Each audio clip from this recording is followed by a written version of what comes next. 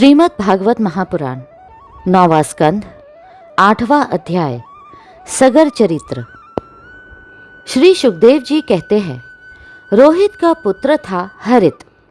हरित से चंप हुआ, उसी ने चंपापुरी बसाई थी। चंप से सुदेव और उसका पुत्र विजय हुआ। विजय का भरुक, भरुक का वृक और वृक का पुत्र हुआ बाहुक। शत्रुओं ने बाहुक से राज्य छीन लिया। तब वह अपनी पत्नी के साथ वन में चला गया। वन में जाने पर बुढ़ापे के कारण जब बाहुक की मृत्यु हो गई, तब उसकी पत्नी भी उसके साथ सती होने को उद्यत हुई। परंतु महर्षि औरव को यह मालूम था कि इसे गर्भ है, इसलिए उन्होंने उसे सती होने से रोक दिया। जब उसकी सौतों को यह बात मालूम हुई, तो उन्होंने उसे भोजन के साथ गर अर्थात विष दे दिया।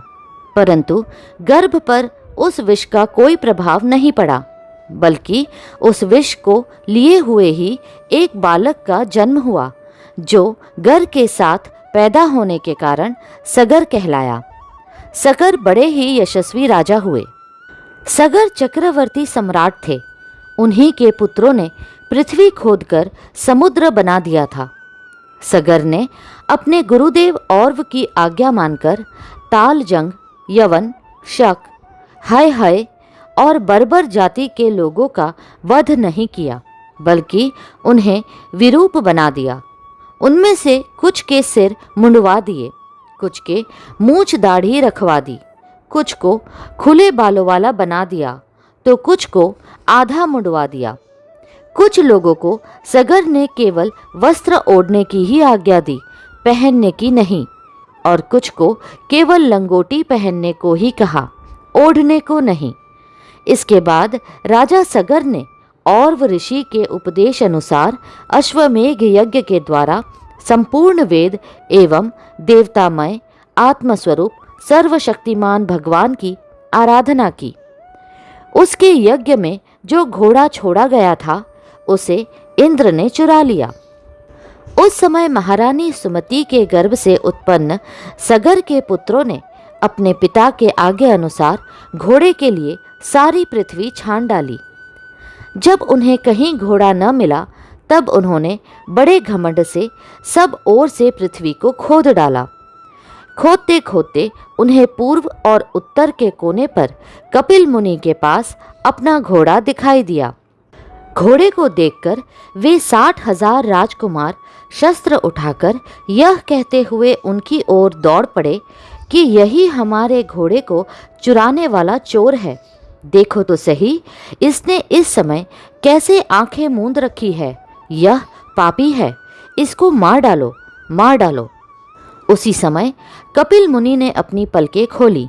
इंद्र ने राजकुमारों की बुद्धि हर ली थी। इसी से उन्होंने कपिल मुनि जैसे महापुरुष का तिरस्कार किया।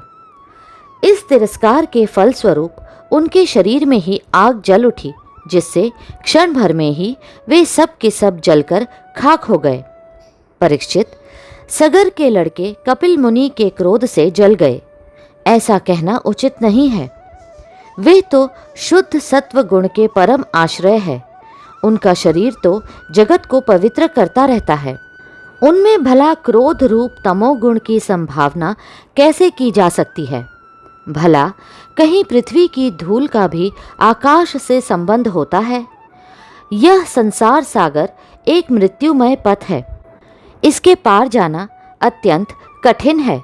परंतु कपिल मुनि ने इस जगत में सांख्य शास्त्र की एक ऐसी दृढ़ नाव बना दी है, जिससे मुक्ति की इच्छा रखने वाला कोई भी व्यक्ति उस समुद्र के पार जा सकता है। वे केवल परम ज्ञानी ही नहीं, स्वयं परमात्मा है। उनमें भला यह शत्रु है और यह मित्र, इस प्रकार की भेद बुद्धि कैसे हो सकती है? सगर की दूसरी पत्नी का नाम था केशिनी। उसके गर्भ से उन्हें असमंजस नाम का पुत्र हुआ था। असमंजस के पुत्र का नाम था अंशुमान।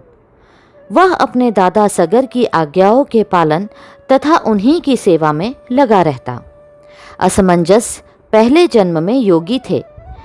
संग के कारण वे योग से विचलित हो गए थे, परंतु अब भी उन्हें अपने पूर्व जन्म का स्मरण बना हुआ था। इसलिए वे ऐसे काम किया करते थे जिनसे भाई बंधु उन्हें प्रिय न समझे। वे कभी कभी तो अत्यंत निंदित कर्म कर बैठते और अपने को पागल सा दिखलाते। यहाँ तक कि खेलते हुए बच्चों को सरयू में डाल देते। इस प्रकार उन्होंने लोगों को उद्विग्न कर दिया था। अंत में उनकी ऐसी करतूत देखकर पिता ने पुत्र स्नेह को तिलंजलि दे दी और उन्हें त्याग दिया।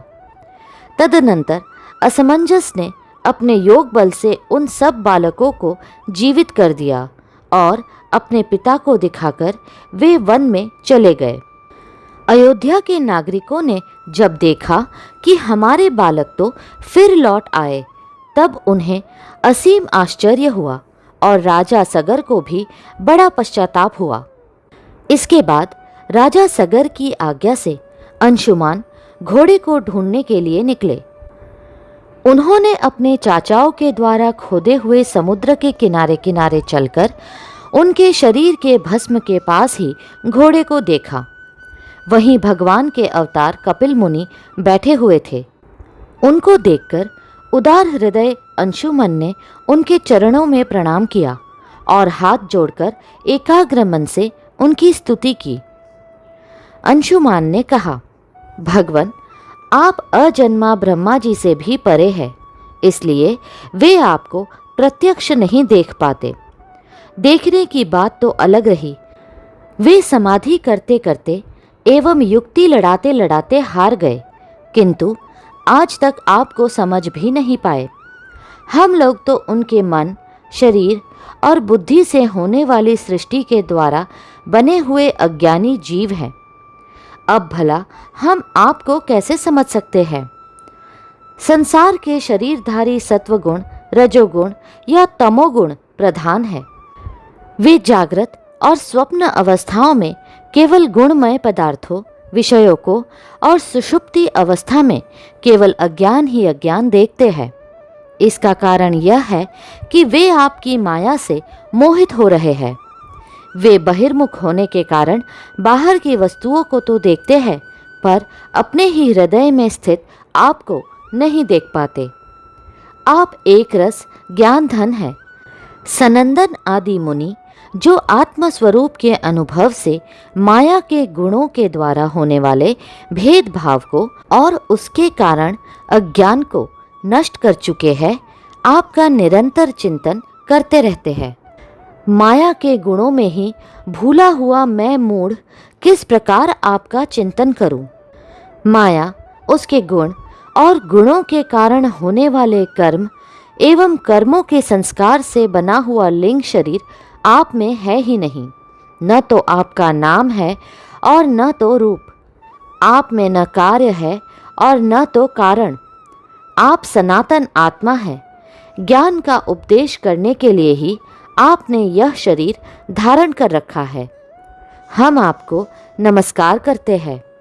प्रभु, यह संसार आपकी माया की करामात है। इसको सत्य समझकर काम, लोभ, ईर्ष्या और मोह से लोगों का चित्त शरीर तथा घर आदि में भटकने लगता है। लोग इसी के चक्कर में फंस जाते हैं। समस्त प्राणियों के आत्मा प्रभु, आज आपके दर्शन से मेरे मोह की वह दृढ़ फांसी कट गई जो कामना, कर्म और इंद्रियों को जीवनदान देती है। श्री सुखदेव जी कहते हैं, परीक्षित, जब अंशुमान ने भगवान कपिल मुनि के प्रभाव का इस प्रकार गान किया, तब उन्होंने मन ही मन अंशुमान पर बड़ा अनुग्रह किया और कहा। श्री भगवान ने कहा, बेटा, यह घोड़ा तुम्हारे पितामह का यज्ञ पशु है, इसे तुम ले जाओ। तुम्हारे जले हुए चाचाओं का उद्धार केवल गंगा जल से होगा और कोई उपाय नहीं है। अंशुमान ने बड़ी नम्रता से उन्हें प्रसन्न करके उनकी परिक्रमा की और वे घोड़े को ले आए। सगर ने उस यज्ञ पशु के द्वारा यज्ञ की शेष क्रिया समाप्त की। तब राजा सगर ने अंशुमान को राज्य का भार सौंप दिया और वे स्वयं विषयों से निःस्पृह एवं बंधन मुक्त हो गए। उन्होंने महर्षि औरव के बतलाए हुए मार्ग से परम पद की प्राप्ति की। अगला अध्याय शीघ्र ही साझा होगा। कृपा करके लाइक, सब्सक्राइब और शेयर करें। हरे कृष्णा कृष्णा कृष्णा